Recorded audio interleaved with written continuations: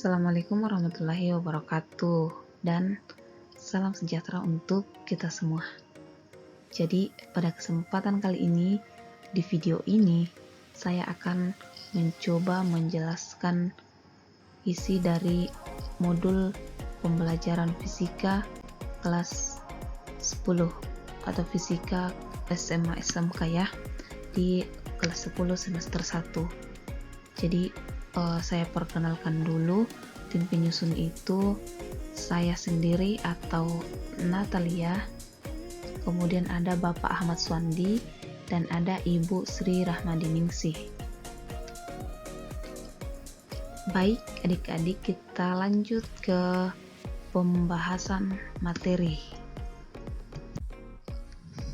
Nah, di kegiatan pembelajaran 1 kita akan membahas besaran dan pengukuran.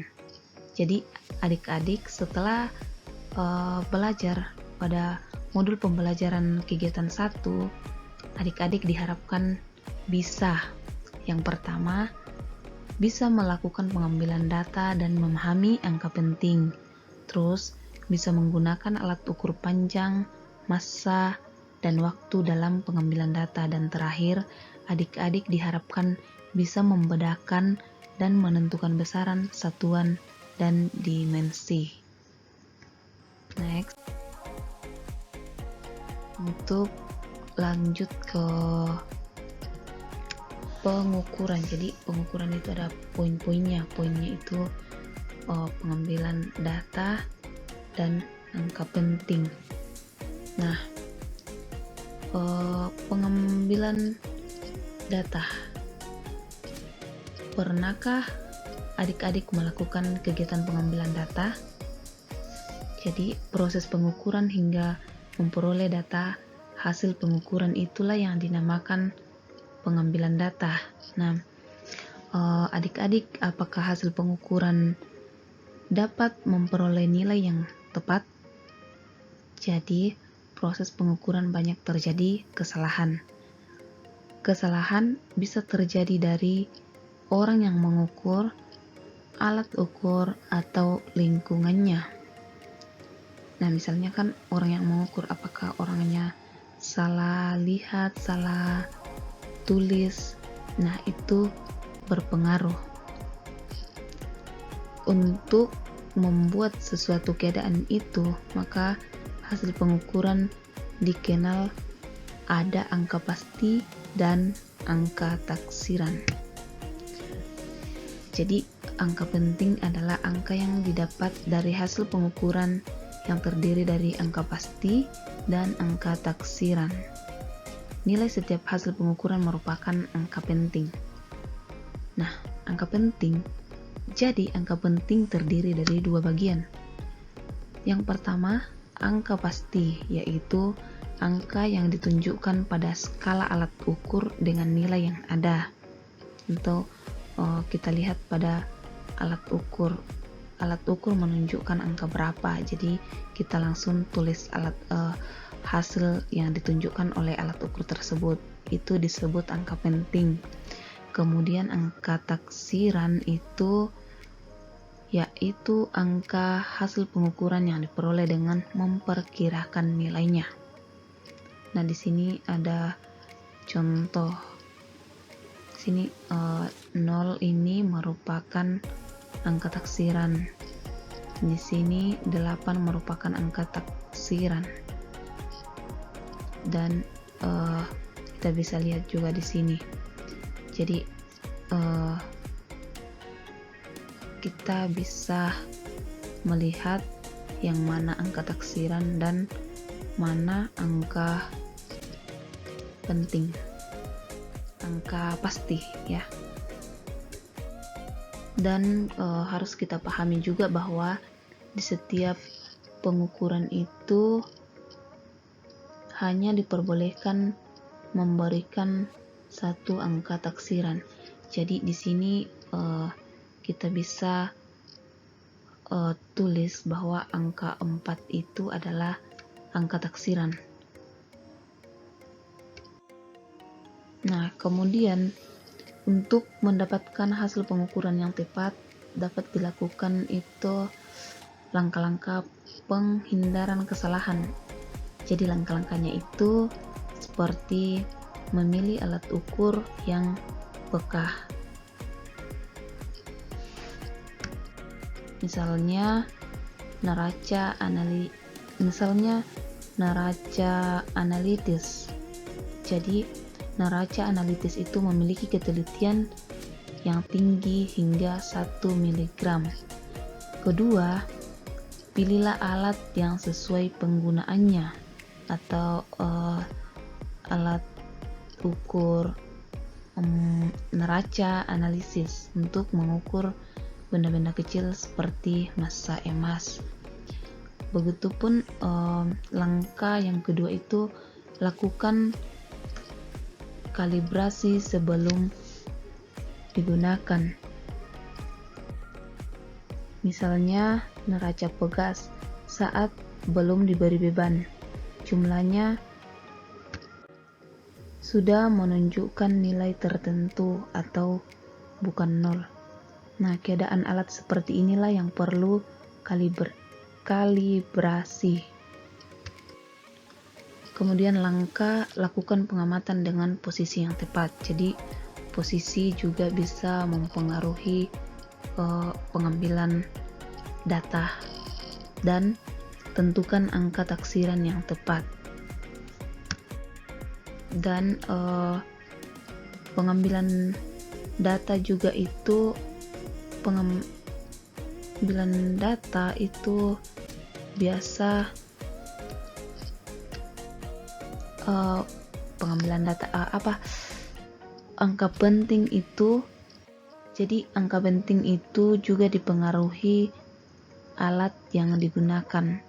Apakah kita menggunakan mistar, menggunakan jengkal tangan. Jadi alat yang kita gunakan itu juga berpengaruh. Kemudian apa tujuan pengukuran? Jadi tujuan pengukuran yang utama adalah mencari hubungan antara besaran yang satu dengan besaran yang lain. Dari hubungan antara besaran ini dapat kita ketahui pengaruh antar besaran, dan kemudian dapat digunakan sebagai dasar dalam memprediksi kejadian berikutnya. Misalnya, semakin besar massa balok besi, maka semakin besar pula volume balok besi tersebut. Jadi itu tujuan dari pengukuran. Lanjut, contoh. Di sini ada contoh. Sekelompok siswa yang melakukan pengukuran massa benda menggunakan alat neraca pegas. Jadi alat ukur yang mereka gunakan itu neraca pegas. Dalam pengukuran itu terlihat penunjukan skala seperti pada gambar berikut, atau seperti pada gambar yang ada di sini, yang ada di layar. Nah, Ani menuliskan hasil 8,85 gram, sedangkan John menuliskan hasil 8,9 gram. Jadi, manakah hasil yang benar? Kita lihat di penyelesaian. Coba adik-adik perhatikan gambar. Jadi, dari gambar ini kita peroleh angka pasti itu 8 gram, atau di sini garis yang bisa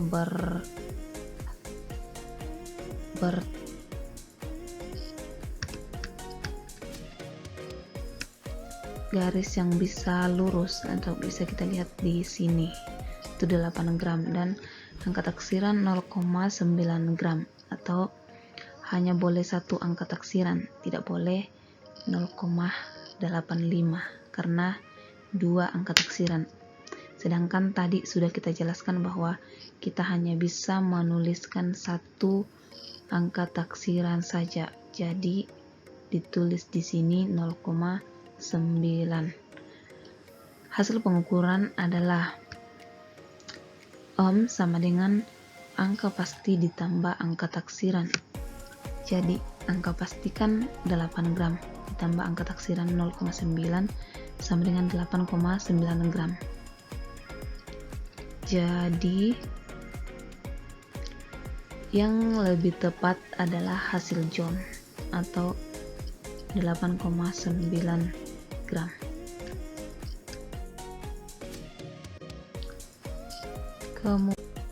Oke, next itu alat ukur panjang, massa, dan waktu. Kita ke alat ukur panjang. Nah, panjang, lebar, atau tebal benda dapat diukur dengan mistar. Ini adalah mistar. Tetapi jika ukurannya kecil dan butuh ketelitian, maka dapat digunakan alat lain, yaitu jangka sorong dan mikrometer sekrup. Jadi ini adalah jangka sorong dan ini gambar dari mikrometer sekrup. Adik-adik, sudah tahukah kalian dengan jangka sorong? Jadi jangka sorong itu banyak digunakan dalam dunia mesin. Nah, dari jangka sorong itu, hasil pengukuran dengan jangka sorong akan membuat angka pasti dari skala utama dan angka taksiran dari skala Nonius yang segaris dengan skala utama. Seperti pada contoh soal tadi ada skala Nonius. Nah, penjumlahan dari keduanya merupakan angka penting. Terus mikrometer, adik-adik sudah tahu mikrometer. Jadi mikrometer ini digunakan untuk mengukur ketebalan benda-benda yang tipis seperti kertas dan rambut. Jadi kalau adik-adik mau ukur seberapa tebal rambut adik-adik atau seberapa tebal kertas yang ada di meja adik-adik bisa menggunakan alat ukur mikrometer.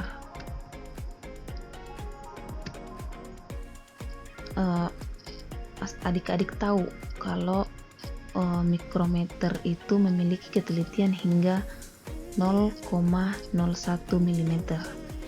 Jadi ketelitian ini dirancang dari rahang putar yang memuat 50 skala. Ya, itulah mikrometer. Kemudian contoh. Nah, di sini adik-adik bisa lihat contoh penunjukan skala pada mikrometer sekrup yang digunakan untuk mengukur tebal kertas. Dapat dilihat seperti pada gambar. Jadi pertanyaannya, berapakah hasil pengukuran tersebut? Dari gambar di atas diperoleh X0 itu sama dengan 1 mm. Kemudian delta X itu 6 mm atau bisa dilihat di sini. Berarti hasil pengukurannya sebesar X sama dengan X0 ditambah delta X dikali 0,01 sama dengan 1 ditambah 6 dikali 0,01 sama dengan 1,06 mm. Kemudian kita ke alat ukur massa. Alat pengukur massa itu dikenal dengan nama neraca. Terdapat banyak macam alat ukur massa, misalnya neraca Ohaus, neraca Pegas, dan timbangan. Setiap alat ukur massa memiliki cara pengukuran yang berbeda. Neraca yang sering digunakan di laboratorium adalah neraca Ohaus. Jadi ini adalah neraca Ohaus. Adik-adik bisa lihat pada gambar. Kalau ini bisa kita mungkin ini gambar timbangan. Jadi yang sering digunakan itu adalah neraca pada gambar ini untuk alat ukur massa. Kemudian alat ukur waktu. Jadi ada beberapa alat ukur waktu yang digunakan dari zaman dulu sampai sekarang. Beberapa di antaranya adalah jam, stopwatch, kalender, dan jam pasir. Jadi dulu itu kalau kita dengar cerita orang dulu, mereka biasa menggunakan jam pasir. Jadi batasan-batasan waktu ini biasanya digunakan jam biasa. Nah, bagaimana jika batasan waktunya singkat atau dalam detik? Seperti mengukur periode ayunan. Jadi kalau batasan waktunya singkat, kita bisa menggunakan alat ukur yang biasa disebut dengan stopwatch. Ada yang manual dan ada yang digital. Jadi hasil pembacaan stopwatch digital dapat langsung terbaca nilainya. Misalnya apakah 2 detik, 3 detik, kita bisa langsung lihat nilainya. Nah, jika stopwatch yang menggunakan jarum, maka pembacaan sesuai dengan penunjukan jarum. Kita bisa lihat jarum menunjukkan angka berapa, jadi itulah hasilnya. Lanjut, jadi dalam fisika itu dikenal ada 7 besaran pokok. Ketujuh besaran pokok, lambang dan satuannya dalam sistem internasional. Bisa kita lihat nanti pada slide berikutnya ya. Begitupun dengan besaran turunan, kita bahas di slide berikutnya. Kemudian satuan. Nah, satuan internasional itu menetapkan sistem MKS atau meter kilogram sekon sebagai satuan yang dipakai untuk 7 besaran pokok seperti penetapan satuan panjang, massa, waktu, arus listrik, suhu, intensitas cahaya, dan jumlah zat. Kemudian dimensi. Apa kalian sudah mengetahui apa yang dimaksud dengan dimensi? Jadi tabel berikut ini menunjukkan lambang dimensi besaran-besaran pokok dan besaran turunan. Nah, tadi kan kita belum jelaskan apa yang termasuk besaran pokok dan besaran turunan, tapi di awal-awal penjelasan kita sudah biasa mendengar apa itu besaran pokok dan besaran turunan. Jadi, besaran pokok itu ada panjang, massa, waktu, kuat arus listrik, suhu, intensitas cahaya, dan jumlah zat. Kemudian panjang itu satuannya meter. Ini salah ya, ini bukan meter tapi ini satuan. Jadi besaran pokok panjang itu satuannya meter, kemudian massa satuannya kilogram atau kg, waktu sekon, kuat arus ampere, suhu Kelvin, intensitas cahaya itu kandela, dan jumlah zat mol.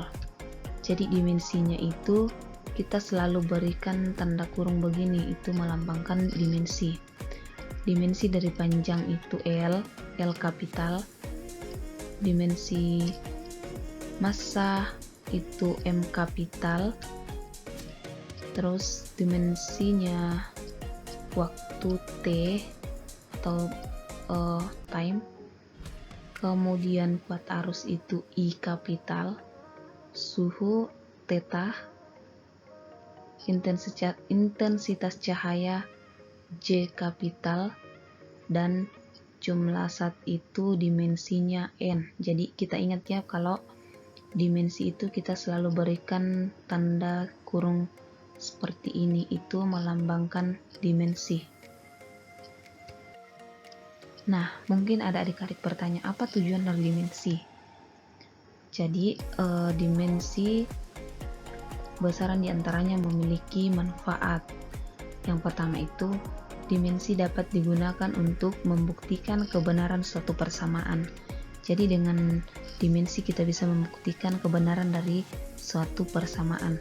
Kemudian, dimensi dapat digunakan untuk menurunkan persamaan suatu besaran dari besaran-besaran yang mempengaruhinya. Jadi dengan dimensi kita bisa menurunkan besaran dari besaran-besaran yang mempengaruhinya. Lanjut, jadi ini ada tabel untuk dimensi besaran turunan. Jadi besaran turunan ini merupakan, tadi sudah jelaskan bahwa besaran turunan merupakan hasil dari besaran pokok.